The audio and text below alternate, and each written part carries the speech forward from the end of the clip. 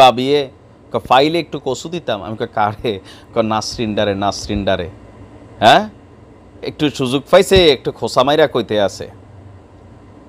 দর্শক, বাংলাদেশের একজন বিতর্কিত লেখিকা তসলিমা নাসরিন বাংলাদেশ থেকে নির্বাসিত হয়েছিল বিএনপি এবং সম্ভবত জামাত জোটের সময় 1994 সালে। তখন বিএনপি সরকার ক্ষমতায় ছিলেন, জামাত তাদের সাথে জোট ছিল কিনা আমি জানি না, সম্ভবত ছিল না। আচ্ছা, এখন সাবেক প্রধানমন্ত্রী শেখ হাসিনা তিনিও এই মুহূর্তে নির্বাসিত, ভারতে আছেন। তসলিমা নাসরিনও ভারতে আছেন। এখন আওয়ামী লীগের কাটা গায়ে বা শেখ হাসিনার কাটা গায়ে নুনের না লবণ মরিচের ছিটাই দিলে আমার কাছে মনে হলো যে তসলিমা নাসরিনের এই ধরনের বক্তব্য। দেখেন খোঁচাটা কই মারছে। বাংলাদেশ থেকে প্রায় 2 যুগেরও বেশি নির্বাসিত হয়ে বাংলাদেশের নারীবাদী লেখক তসলিমা নাসরিন ভারতে আশ্রিত আছেন। মাঝে মাঝে অতিরিক্ত কথনের জন্য সেখানেও হালকা পাতলা ধোলাই টোলাই খায়। 1994 সালে দেশ ত্যাগ করা তসলিমার নির্বাসিত জীবন নিয়ে বরাবরই নিজের অভিজ্ঞতার কথা বলে গেছেন তিনি তার মিডিয়া প্ল্যাটফর্মে। সামাজিক যোগাযোগ মাধ্যম সহ একাধিক গণমাধ্যমে তিনি জানিয়েছিলেন দেশে ফেরার আকুতি, কিন্তু বরাবরই হয়েছিলেন ব্যর্থ হয়েছেন। আর সবচেয়ে বেশি দায়ী করছেন দেশের 2 নেত্রীকে, বিশেষ করে সর্বশেষ আওয়ামী লীগকেই বেশি দায়ী করছেন এই মুহূর্তে। তার বক্তব্য হচ্ছে ইউরোপ আমেরিকার পর সর্বশেষ তসলিমা নাসরিন এখন ভারতের দিল্লিতে অবস্থান করছেন। কাকতালীয়ভাবে প্রধানমন্ত্রী শেখ হাসিনাও ভারতের রাজধানী দিল্লিতে আছেন। তো তসলিমা বলছেন এবার নিজের সাথে তুলনা করে তিনি একটা প্রশ্ন ছুড়ে দিয়েছেন সাবেক প্রধানমন্ত্রী শেখ হাসিনাকে, নির্বাসিত জীবন কেমন বোধ হচ্ছে? গুতারা কই মারছে দেখছেন নি? তোমার নির্বাসিত হওয়া, ওনার নির্বাসিত হওয়া, 2 রকম প্ল্যাটফর্ম। আচ্ছা, যাই হোক, সামাজিক যোগাযোগ মাধ্যমের পাতা একটি স্ট্যাটাস দিয়ে সেখানে হাসিনাকে উদ্দেশ্য করে বলছে, শুনেছি হাসিনা দিল্লিতে তার মেয়ের বাড়িতে থাকছেন, পার্কেও নাকি ঘুরছেন। আমিও তো মাঝে মাঝে পার্কে যাই, যদি কোনোদিন দেখা হয়ে যায় তার সঙ্গে। বাংলাদেশে 2-3 বার তার সঙ্গে আমার দেখা হয়েছিল। তিনি যে কোনোদিন আমার বিরাট শত্রু হয়ে উঠবেন, আমাকে দেশে ফিরতে দিবেন না, আমার বই ব্যান করবেন, এ তো আমি কল্পনাও করিনি। তাদেরই তো খুশি করতে আমার শত্রুতা করেছিলেন, যারা দলবদ্ধ হয়ে আজকে আপনাকে দেশ থেকে বের করে দিল।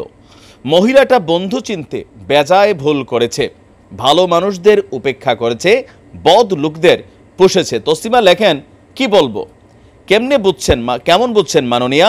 নির্বাসিত জীবন কেমন বোধ হচ্ছে? এই তো শুরু।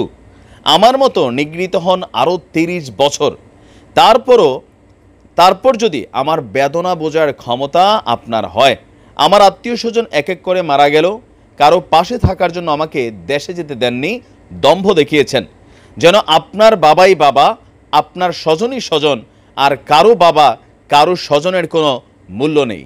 নিজেকে অতিরিক্ত ভালোবেসে ফেলেছিলেন ম্যাডাম। আপনার অনেক কাছের লোক, অনেক স্থাপক কিন্তু আপনাকে এখন গালি দিচ্ছে, আর আপনি মোল্লা তোষণের রাজনীতি করে যেসব মৌলবাদী পয়দা করেছিলেন, যারা উগ্রবাদী সন্ত্রাসী হয়ে আপনাকেই তাড়িয়ে দিল, তাদের বিরুদ্ধে কিন্তু আপনার শত্রু আমি লড়ছি। তারা আপনাকে ঘৃণা করে বলে নয়, আমি লড়ছি দেশটাকে তারা ঘৃণা করে বলে দেশটার সর্বনাশ তারা করছে। আপনি তো দেশকে বা দেশের মানুষকে কখনো ভালোবাসেননি, ভালোবেসেছেন শুধু নিজেকে, নিজের আত্মীয় স্বজন, আর আশকারা দিয়ে স্থাবক অমানুষদের বানিয়েছিলেন।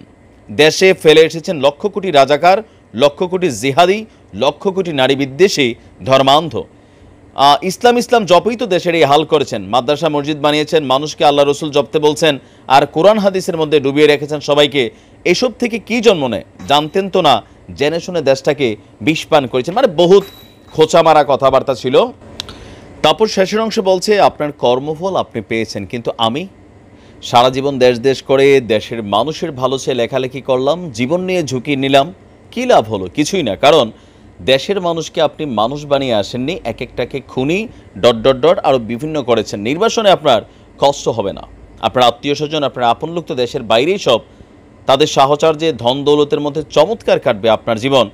আমার মতন আপনি তো আর একা নন।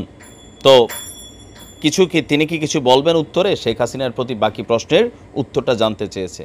ওনারা তো টাইম নেই তোমার উত্তর দেবার।